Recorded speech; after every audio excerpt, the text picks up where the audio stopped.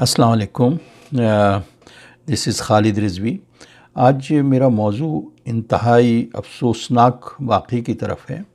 مسجد اقصیٰ کے نمازیوں پر اسرائیلی فورسز کا وحشیانہ حملہ.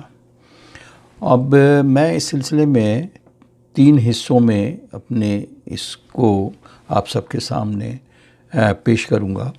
نمبر 1 تو ایک بریف ہے جو رپورٹنگ جو ہوئی ہے مختلف قسم کی اس واقعے سے متعلق، وہ بیان کروں گا. نمبر 2 ڈپٹی ڈائریکٹر آف وقف جو جارڈن سے منسلک ہیں، ان کا اسٹیٹمنٹ کیا ہے اس سلسلے میں.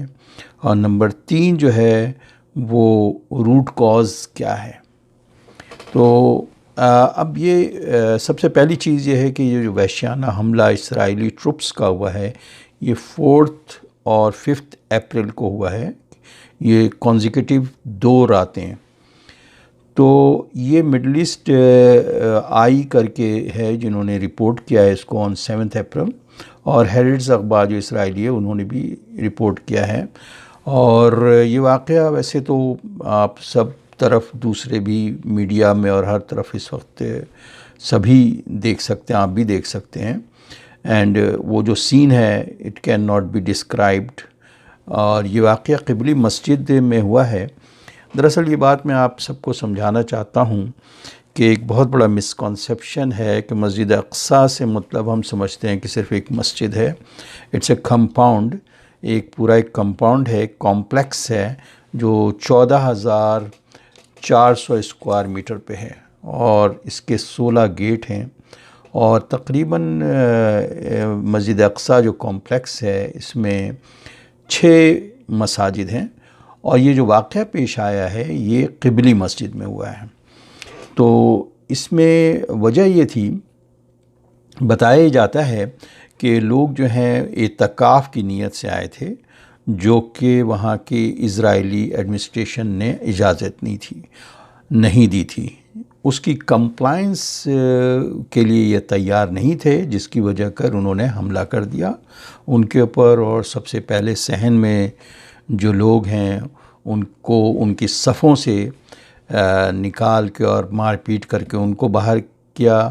اس کے خوف میں اندر جو لوگ بیچارے قبلی مسجد میں ہوتے تھے انہوں نے خوف کے مارے مسجد کو بند کر دیا.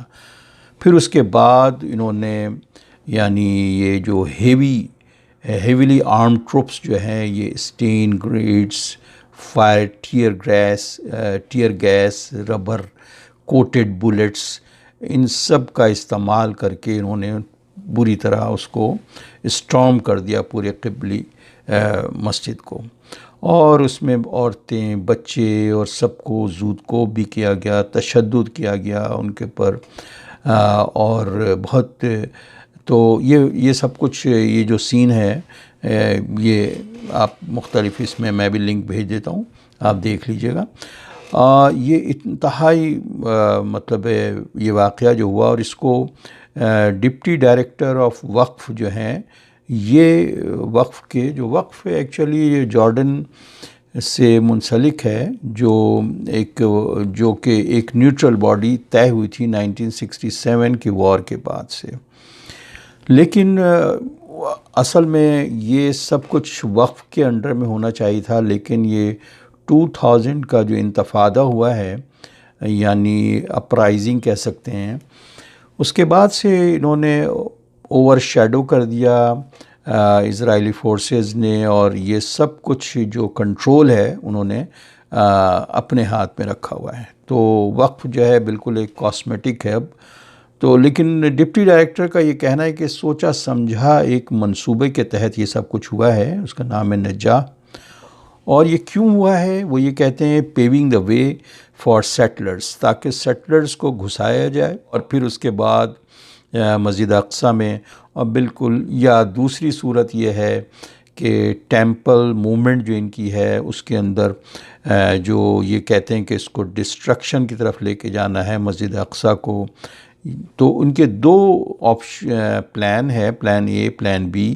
ابھی یوں لگتا ہے جیسے یہ ڈیوائیڈ کریں گے کی طرف، جو جیسا یہ کہتے ہیں اور وہ یہ بالکل اسی طرح جیسے ابراہیم مسجد ہے ہیبرون میں، اس کو بھی 2 حصوں میں تقسیم کر دیا گیا ہے.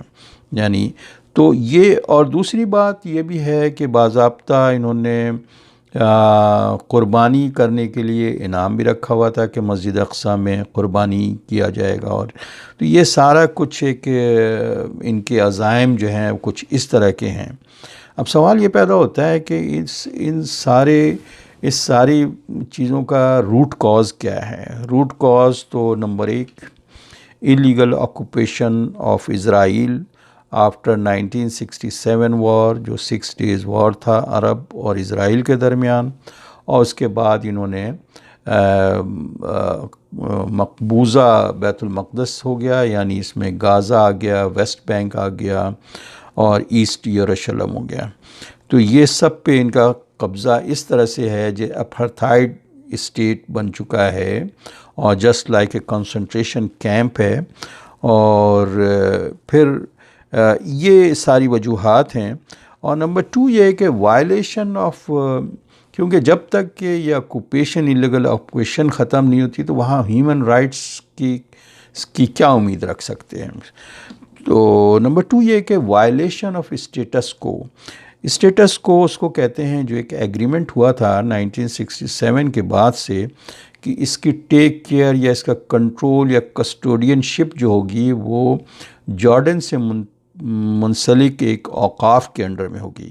لیکن ان سب کو انہوں نے اب بائی پاس کر دیا اور اسٹیٹس کو کے تحت مسلمز کین پرے where as non Muslim can visit.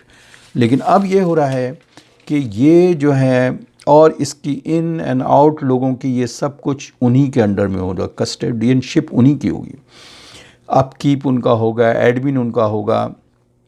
لیکن ہو یہ رہا ہے کہ اب یہ سارا کنٹرول جو ہے، کیونکہ میں خود لاسٹ ایئر وزٹ کر چکا ہوں دسمبر میں، تو ایک سارا کنٹرول جو ہے وہ ایک خوف کی کیفیت طاری کی ہوئی ہے، یہ انہی کے ہاتھ میں.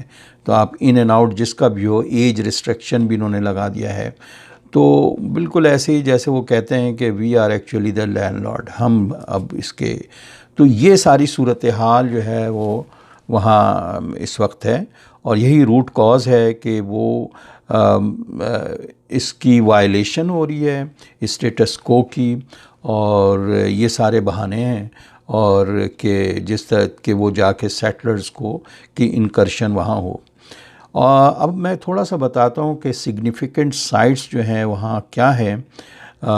اس مرتبہ یہ ہوا کہ سگنیفیکنٹ سائٹس تو بہرحال یہ الاقصیٰ کمپلیکس ہے، جیسے میں نے بتایا کہ 1/6 یعنی 1/6 حصہ اولڈ سٹی کا الاقصیٰ کمپلیکس جو ہے اس پہ کنسسٹ کرتا ہے. 14 گیٹس ہیں اس کے، 14,400 اسکوائر میٹر ہے.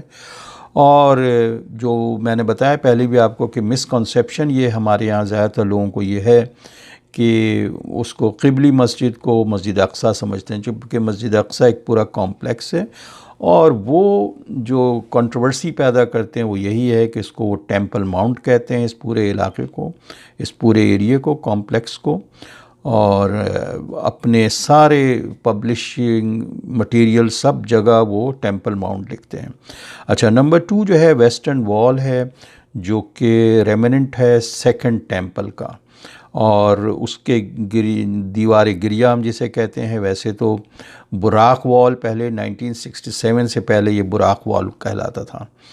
اچھا، نمبر 3 چیز جو ہے وہ چرچ آف شیپلز ہے، جو کہ عیسائیوں کے لیے ان کی جو ٹیسٹمنٹ کے حساب سے یہ ایک بڑی اہم جگہ ہے جہاں کہ حضرت عیسیٰ علیہ السلام کو کہتے ہیں کہ وہاں دفن ہوئے ہیں. اور یہی چرچ جو ہے وہ حضرت عمر بن خطاب اسلام کی جو مسجد ہے ان کے نام سے وہ وہاں پہ ہے، جو ایک لینڈ مارک ہے. جس وقت حضرت عمر بن خطاب رضی اللہ عنہ انہوں نے یروشلم کی چابی ان کے حوالے کی تھی حضرت عمر کے اس وقت کے پریسٹ نے. اور پھر اس کے بعد چرچ کو کھولنا اور بند کرنے کی ذمہ داری بھی آج تک 2 مسلمان فیملیز ہیں جو ان پہ انہوں نے اعتماد کیا ہوا ہے. بہرحال یہ ہے چرچ پہ.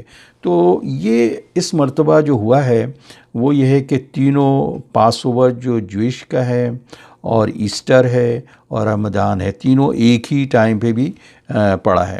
تو اچھا، اب اس کے علاوہ ہم جاتے ہیں اس سارے واقعے کے اوپر یو این کی اسپیشل رپورٹر ہیں جن کا نام ہے فرانسیسکا البینیز۔ وہ کہتی ہیں renewed violence against Palestinian worshippers at Al Aqsa mosque yet اندر Ramadan turn into suffering must be condemned investigated and accounted for. اور ساتھ ساتھ وہ یہ بھی لکھتی ہیں کہ and misleading media coverage contributes to enabling Israelis unchecked occupation and must also be condemned and accounted for۔ اور یہ کس کے متعلق کہتی ہیں؟ B B C news. B B C news نے اس واقعے کو کچھ اس طرح بیان کیا ہے کہ clashes erupt at contested holy sites, یعنی 6 ورڈز میں، اور ایرپٹ ایسا کہا ہے جیسے کوئی ارتھ کوئک آ گیا، والکینو ہے یا سم تھنگ اس طرح کی چیز، اور کنٹیسٹڈ میں جسٹیفائی کر رہے ہیں ایک قسم کے اسرائیلیوں کے ایکٹ کو۔ تو یہ ان کی جو شروع سے ایک سپورٹ ہے وہ رہی ہے British B B C news کی۔ اور اسی کے پر ہم ایک نوبل لارائٹ ہیں جو کہ ساؤتھ افریقہ کے اپارتھائڈ اسٹیٹ کے لیے انہوں نے کافی کام کیا، ان کا نام ہے ڈیسمونڈ ٹوٹو۔ وہ کہتے ہیں if you are neutral in situation of injustices you have chosen oppressor، you have chosen the side of the oppressor۔ تو یہ اصل میں اس کے ساتھ ہی ہم آگے بڑھتے ہیں اور ہم یہ کہتے ہیں کہ اب پہلے ایرون شیرون بھی ہوتا تھا اور وہ بھی دندناتے پھرتے تھے، لیکن آج اس وقت کہاں ہیں؟ تو اللہ کی پکڑ یا اس موت سے تو کوئی بھی نہیں بچ سکتا۔ اب حساب کتاب جو ظلم انہوں نے کیا ہے اس کا حساب کتاب ان کو دینا پڑے گا۔ اسی طرح آج نتن یاہو بھی ہیں، ان کو بھی چاہیے کہ وہ اس سے عبرت حاصل کریں۔ اور اب ہماری دعا ہے کہ اپنی آخری بات میں اسی سے کہتا ہوں کہ اللہ تعالیٰ فلسطینی مسلمانوں کی مدد فرما اور اسرائیلی فورسز کے ظلم سے بچا۔